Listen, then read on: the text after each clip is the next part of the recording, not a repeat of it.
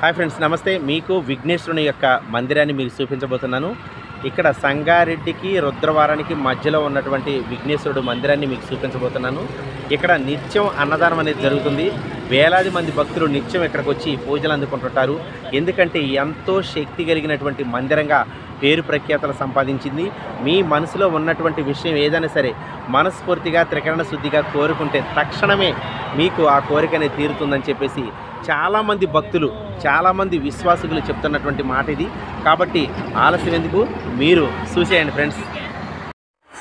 మీరు చూస్తున్నారు పవిత్రమైనటువంటి పుణ్యక్షేత్రంగా వెలసిల్లుతున్నటువంటి విఘ్నేశ్వరుని యొక్క ఆలయం.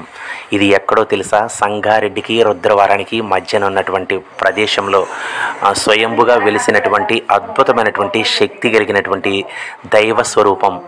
మనస్ఫూర్తిగా ఏదైతే మనసులో ఉన్న విషయాలను మనం కోరుకుంటామో దిగ్విజయంగా నెరవేరుతాయి. ఎందుకంటే ఇక్కడ ప్రతి ఒక్కళ్ళు మొక్కుకొని 101 ప్రదక్షిణ కానీ, లేకపోతే 10 కానీ, 20 కానీ వాళ్ళ మనసులో ఎన్నైతే ప్రదక్షిణ గుడి చుట్టూతో తిరుగుతామని చెప్పేసి వాళ్ళు కోరుకున్నటువంటి కోరికకి ఆపాదిస్తారు. విజయవంతంగా సిద్ధించిన తర్వాత ఆ గుడి చుట్టూత ఓం నమః శివాయ అనుకుంటూ, విఘ్నేశ్వరాయ నమః అనుకుంటూ ప్రదక్షిణ చేస్తే వాళ్ళకున్నటువంటి కష్టాలు కల్మషాలు తొలగి విజయవంతమైనటువంటి జీవితాన్ని ఆ యొక్క విఘ్నేశ్వరుడు అందిస్తాడు అనేటువంటి విశ్వాసం పూర్తిగా భక్తులకు ఉంది. ఇక్కడికి వచ్చినటువంటి భక్తులు కూడా అదే చెప్తున్నారు.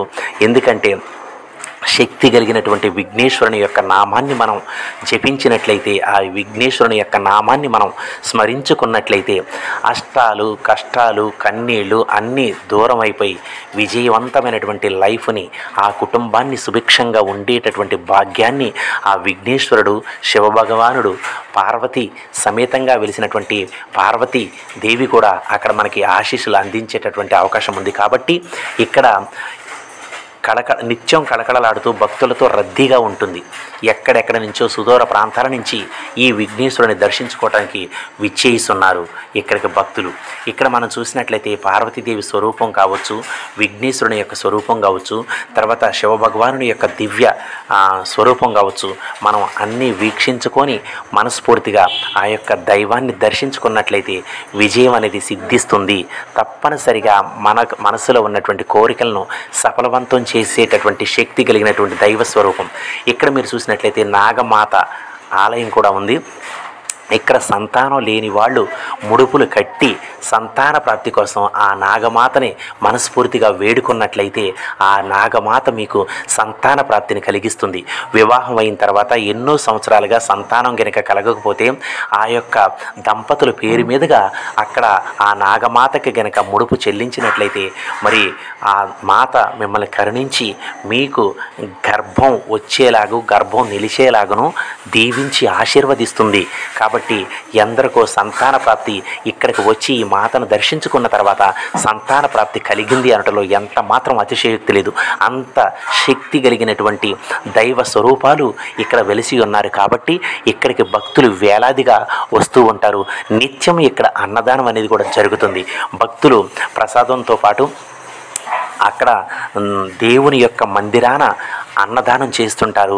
ఆ అన్నదాన కార్యక్రమంలో కూడా పాల్గొని వాళ్ళు సుభిక్షంగా ఇంటికి వెళ్ళేటటువంటి భాగ్యాన్ని కూడా ఆ విఘ్నేశ్వరుడు పరమేశ్వరుడు అందిస్తారు. కాబట్టి మరి ఎనీ టైం ఇక్కడ భక్తుల రద్దీతో కొనసాగుతుంది. ప్రశాంతమైనటువంటి వాతావరణంలోనే ఈ యొక్క విఘ్నేశ్వరుని యొక్క ఆలయము నిర్మాణం జరిగింది. పచ్చని చెట్లతో ప్రకృతి రమణీయతకు దగ్గరగా ఉన్నటువంటి విఘ్నేశ్వరుని యొక్క ఆలయాన్ని అందరూ వేలాదిగా సందర్శించుకుంటున్నారు. వాళ్ళ మనసులో ఉన్నటువంటి కోరికలు తీర్చుకుంటున్నారు. కాబట్టి మీరు కూడా వీలైతే ఆ విఘ్నేశ్వరుని యొక్క మందిరాన్ని సందర్శించుకొని మీ మనసులో ఉన్నటువంటి కోరికలను సఫలవంతం చేయమని ఆ దేవుణ్ణి మనస్ఫూర్తిగా మీరు వేడుకుంటే విజయం అనేది తథ్యం, విజయం అనేది సిద్ధిస్తుంది. ఇక్కడికి కార్తీక పౌర్ణమి సందర్భంగా జ్యోతులు వెలిగిస్తూ ఇక్కడ పుణ్య స్త్రీలు వచ్చి పసుపు కుంకాలని ఆ దేవతలకు అర్పిస్తూ మరి జ్యోతి ప్రజ్వలన చేస్తూ మరి సంతోషంగా ఆ దైవ సన్నిధిలో గడపటం అనేది ఎంత మోక్ష మార్గం, ఎంత ముక్తి మార్గమో ఒక్కసారి ఆలోచన చేయండి. ఎందుకంటే ఇతరత్రా పనులలో ప్రతి ఒక్కరు బిజీగా ఉంటారు, కానీ దైవ సేవలో, దేవుని యొక్క సేవలో ఎవరైతే ఉంటారో వాళ్ళ కుటుంబం సంతోషంగా ఉంటుంది. ప్రతిరోజు నిత్య దీపారాధన ఇంటిలో చేస్తే ఎంత సుభిక్షంగా ఆ యొక్క కుటుంబం వర్ధిల్లుతుందో, దైవ మందిరాలకు వెళ్ళి మన మనసులో ఉన్నటువంటి కోరికలు చెప్పుకొని ప్రశాంతంగా ఆ దేవాలయాల దగ్గర మనం కూర్చున్నట్లయితే ప్రశాంతమైనటువంటి మనసుతో పాటు ఆ కుటుంబం కూడా సుభిక్షంగా వర్ధిల్లుతుంది. కాబట్టి మీ కుటుంబాలు కూడా సంతోషంగా ఉండాలంటే, మీ పిల్ల జల్లతో సంతోషంగా సిరి సంపదలతో వర్ధిల్లాలంటే ఇలాంటి విఘ్నేశ్వరుని యొక్క ఆలయాన్ని సందర్శించినట్లయితే ప్రశాంతమైనటువంటి జీవితంతో పాటు సిరి సంపదలతో, సంతాన ప్రాప్తితో మీరు సుఖ సంతోషాలతో వర్ధిల్లుతారు అనటలో ఎంత మాత్రం అతిశయోక్తి లేదు.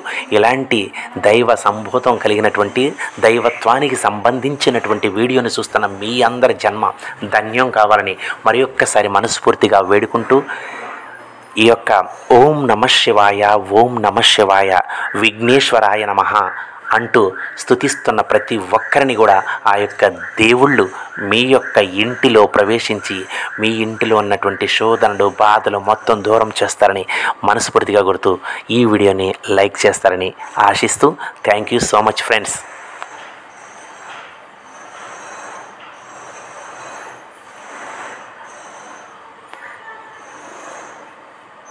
దేదీప్యమానంగా వెలుగుతున్నటువంటి దివ్యమైనటువంటి జ్యోతులు కార్తీక పౌర్ణమి సందర్భంగా భక్తులు వేలాదిగా విచ్చేసి ఇక్కడ దైవ స్వరూపాన్ని సందర్శించుకోవటం అనేది ఒక మహద్భాగ్యంగా మనం భావించవచ్చు.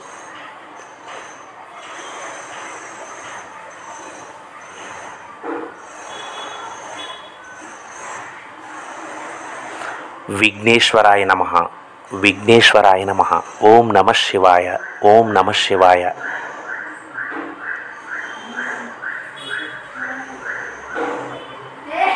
ఈ వీడియో మీకు నచ్చినట్లయితే